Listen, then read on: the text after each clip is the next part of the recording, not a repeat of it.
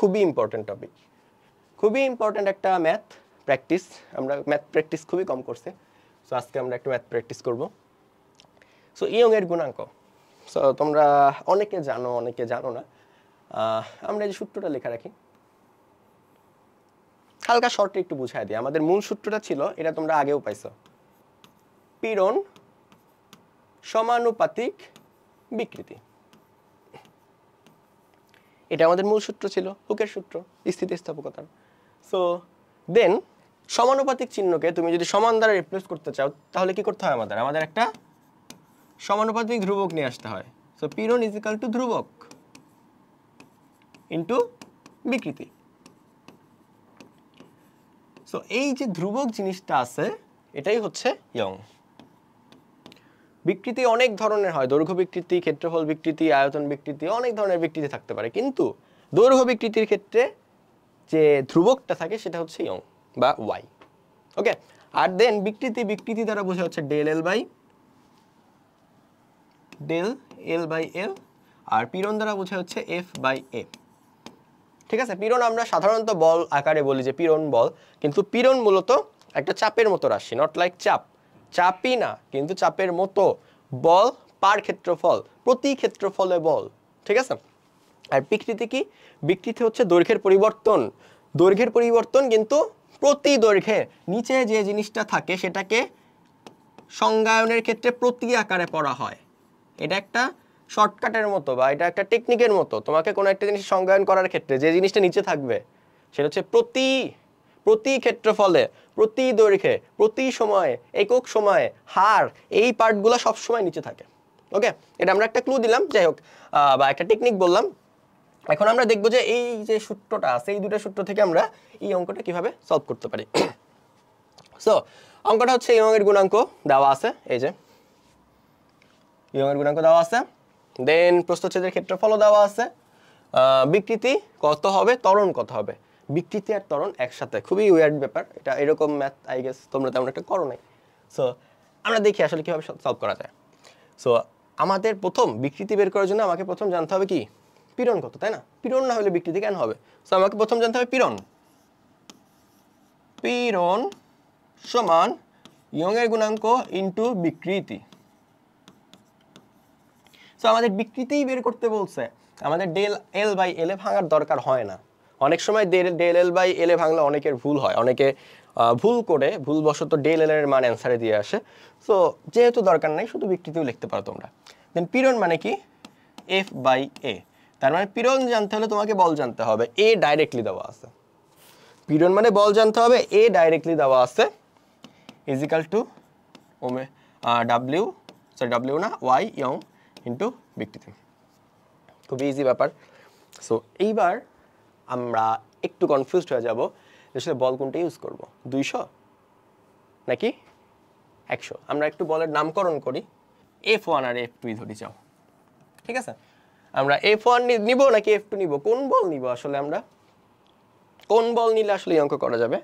So আমাদের যে জিনিসটা খেয়াল করতে হবে সেটা হচ্ছে, আমরা একটু আগে বলছি যে আমাদের যে দৈর্ঘ্য বিকৃতি হচ্ছে, তাই না, স্ট্রেস হচ্ছে একটা জিনিস, এটা হচ্ছে কোন বলের কারণে? এটা হচ্ছে সাম্য বলের কারণে। অর্থাৎ দুই সাইডে বল আছে ঠিকই, কিন্তু দুই সাইডের বলের যে পার্টটুকু সাম্য বল তৈরি করে সেটা হচ্ছে সেইটুকু বা সেই বলটুকুই হচ্ছে আমার বিকৃতি ঘটাবে। সাপোজ নর্মাল একটা বস্তু আছে, ডানে 80 বামে 20, এখন বলো তো সাম্যবল কত হবে? সাম্যবল কত হবে? এই যে 20 হিসাবে থাকলো, 80 কে 20 প্লাস 60 আকারে লেখা যায় না? তার মানে তুমি যদি ক্যালকুলেট করো, উভয় সাইডে 20 বল রিমেইন করতেছে, তাই না? যে এই দিকেও 20 বল আছে, এই দিকেও 20 বল আছে, তাই না? সো আলটিমেটলি এই 20 বল হচ্ছে আমার সাম্য বল। তারপর তোমার ধরো যে এই সাইডে তোমার 30 আছে, এই সাইডে তোমার 25 আছে। সো 30 কে 25 প্লাস 5 আকারে লেখা যায় না? সো আলটিমেটলি 25 বল কিন্তু উভয় সাইডে রিমেইন করতেছে। তার মানে এই যে 25 এরা সাম্যবল তৈরি করবে, দেন বাকি 5 এক্সট্রা যে বলটা আছে, এই যে এক্সট্রা বলটুকু আছে, এইটুকু আমার সামনের দিকে কোনো একটা গতিরোধী দিতে পারে। কিন্তু সাম্যবল কোনটুকু ক্রিয়েট করতেছে? উপরের চিত্রে 20, নিচের চিত্রে 25। মানে কি? মানে যে বলটা ছোট। যে বলটা ক্ষুদ্রতম সেই বলটা অলওয়েজ সাম্য বল তৈরি করে, কারণ যে বলটা ক্ষুদ্রতম সেই বলটা কিন্তু বড় বলের মধ্যে অবশ্যই এক্সিস্ট করে, তাই না? যে বলটা ক্ষুদ্রতম সেই বলটা কি বড় যে বলটা আছে তার মধ্যে অবশ্যই এক্সিস্ট করে না? তার মানে এই 100 এরা সাম্য বল তৈরি করবে। সাময়িক সময়ের জন্য ধরে নিই এই পাশের 100 নাই। সো 100 বল যদি তুমি একটা বস্তুর উপর বা একটা তারের উপর প্রয়োগ করো, এটা কি লম্বা হয়ে যাবে, ভরকেন্দ্র মাঝখানে থাকবে, তাই না? সো এই যে লম্বা হয়ে যাচ্ছে, কতটুকু লম্বা হবে সেটাই হচ্ছে আমরা এর মাধ্যমে সলভ করব।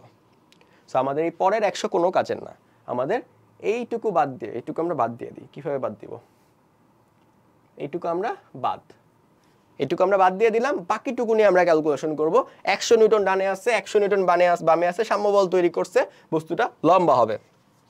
সো এফ এর মান কত হবে? 100। এ কত? 1। এ 1 না, কারণ কি এসআই এককে আমরা নেই নাই, মিলিমিটার স্কয়ার, তাই না? সো আলটিমেটলি এটা আমরা কিভাবে ক্যালকুলেট করব? সো এটা আমরা কিভাবে ক্যালকুলেট করব? 1 মিলিমিটার। এটা আমরা দুইটা ওয়েতে ক্যালকুলেট করতে পারি, একটা হচ্ছে মুখস্থ হয়ে, আর একটা হচ্ছে আমরা এইভাবে ভাবতে পারি যে 1 মিলিমিটার স্কয়ার মানে 1 মিলিমিটারের হোল স্কয়ার, তাই না? সো আলটিমেটলি কি 100 ডিভাইডেড বাই 1 মিলিমিটার মানে কি 1 মিটারের 1000 ভাগের 1 ভাগ, তার মানে 10 ইনভার্স 3, তাই না? সো আলটিমেটলি কি থাকতেছে? 100 ডিভাইডেড বাই 10 ইনভার্স 6, তাই না? সো ইকুয়াল টু কত? ইয়ং ইনটু বিকৃতি।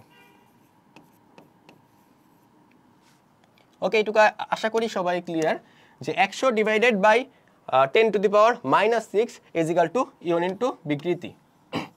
সো এই পার্টটা থেকে যদি আরেকটু ক্যালকুলেশন আগাই আমরা পেয়ে যাব 10 to the power 8, 10 to the power -6 উপরে চলে যাবে, 10 টু দি পাওয়ার 6 হয়ে যাবে, ওর সাথে 100 মানে 10 টু দি পাওয়ার 2 গুণ হবে, 2 আর 6 এই দুইটা যোগ করলে 8 হয়।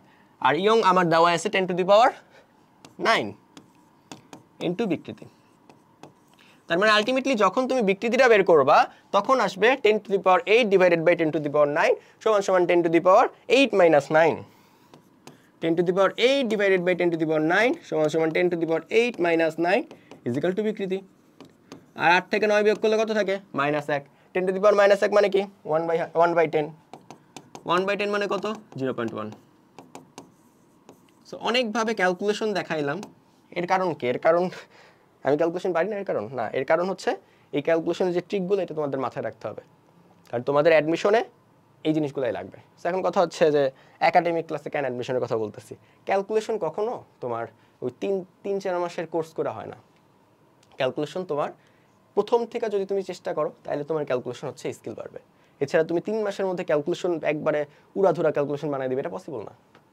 সো এখন থেকেই ধীরে ধীরে, নট লাইক একদম ফোকাসডভাবে করতে হবে, কিন্তু ধীরে ধীরে তোমার ক্যালকুলেশনের দিকে টুকিটাকি যে ট্রিকগুলো আছে সেগুলোর দিকে একটু ফোকাস করো, ক্যালকুলেটরটা একটু কম ইউজ করো, তোমার ফিউচার অবশ্যই ব্রাইট হবে। ঠিক আছে? সো আশা করি ব্যাপারটা বুঝতে পারছি যে এখানে আমরা বিকৃতি পেয়ে গেছি 0.1। এটা হচ্ছে আমাদের প্রথম solve. And then final solve আরও সোজা। কি চাইছে? ত্বরণ চাইছে। আমরা সূত্র জানি, সেকেন্ড সূত্র F ইজ ইকুয়াল টু কি? F is equal to MA। আমরা F is equal to MA। ঠিক আছে? তার মানে A is equal to F by M। So F এর মান কত হবে? এই 100 তো সাম্য বল ক্রিয়েট করে ফেলাইছে, আর এক্সট্রা যে 100 আছে, 100 থাকতো 200 থাকতো কোনো ম্যাটার করে না। যেরকম এই কেসের ক্ষেত্রে 20 কাটা গেছিল 60, 25 কাটা গেছিল 5, এই যে 5 আর 60 আছে এরা হচ্ছে মূলত বস্তুটাকে ত্বরণ দিবে। সো এখানে কত ত্বরণ দিচ্ছে? 100। তার মানে F এর মান কত হবে? 100 ডিভাইডেড বাই M। খুবই দুঃখিত এখানে M এর মানটা দেওয়া নাই, M এর মান আমরা 1 কেজি ধরে নিলাম। সো আলটিমেটলি ত্বরণ হবে 100 metre per second, metre per second inverse 2। Okay, clear? So আমরা জাস্ট এখন একটু সাম আপ দিই যে আসলে এই যে স্ট্রাকচারটা আছে, তারটা আছে, এটাকে তুমি যখন দুই দিক থেকে দুই ধরনের বল প্রয়োগ করতেছো, সমান সমান যে বলটুকু আছে বা ক্ষুদ্রতম যে বলটুকু আছে সেইটুকুর জন্য একটা সাম্য বল তৈরি হচ্ছে, যেটি বস্তুটিকে তোমার স্ট্রেস করতেছে বা চাপাচ্ছে। আর এক্সট্রা যে পার্টটুকু আছে, এক্সট্রা যে বলটুকু আছে, ওইটুকু হচ্ছে বস্তুটিকে একদিকে আগায় নিয়ে যাচ্ছে। তুমি 100 নিউটন আর 200 নিউটন বল প্রয়োগ করায় 100 100 এর কারণে লম্বা হচ্ছে, বাকি 100 এর কারণে বস্তুটা লম্বা হয়ে আগাচ্ছে। স্ট্রেস হয়ে আগাচ্ছে, স্ট্রেস হয়ে ত্বরণ পাচ্ছে। সো আজকের ক্লাস এই পর্যন্তই, নেক্সট ক্লাসে দেখা হবে।